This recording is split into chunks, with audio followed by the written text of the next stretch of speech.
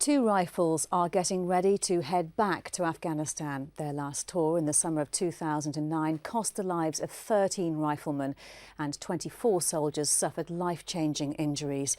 With the memories of that bloody summer still raw, preparing troops for this deployment has proved difficult. Fiona Weir reports.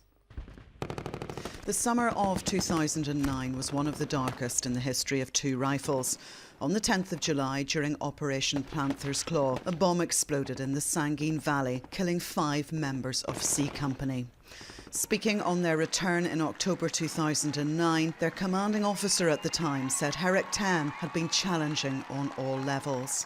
We knew it was going to be a hard fight. We had absolutely no illusions it was going to be anything else other than that. It was going to be the election year in Sangin. We knew that the enemy would know that the Americans were considering putting more soldiers in, and so that they would probably have spotted an opportunity. 2 years on, they are about to do it again.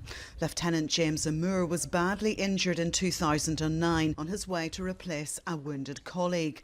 Now he's facing 6 months in the country that nearly cost him his life. When it first happened, almost 2 years ago to the day, I was never expected quite that I'd actually be able to be here where I am now, going on my second tour. So yeah, I feel pretty lucky, and yeah, fairly privileged to be back with the platoon that I was meant to be taking over in the first place. So.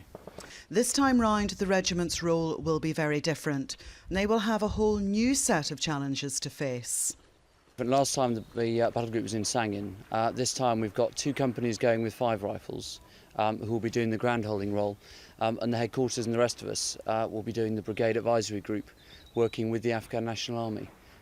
As part of 19 Light Brigade, 2 Rifles are deploying in support of Germany-based 20 Armoured Brigade. So much of their training has had to take place in Senelager, which has been hard. We've had lots of people spread to the 4 winds, and I think that's the most difficult part. But now we're all back in one place. Back at home in Northern Ireland, much of the effort has been put into fitness.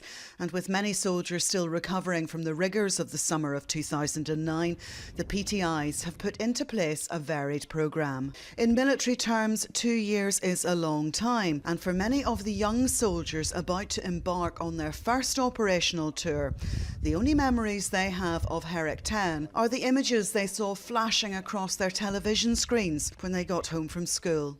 I think we're very lucky. The battalion has a very strong identity and was very quick to identify with being 2 Rifles rather than being the battle group that was in Sangin. I think that was very important.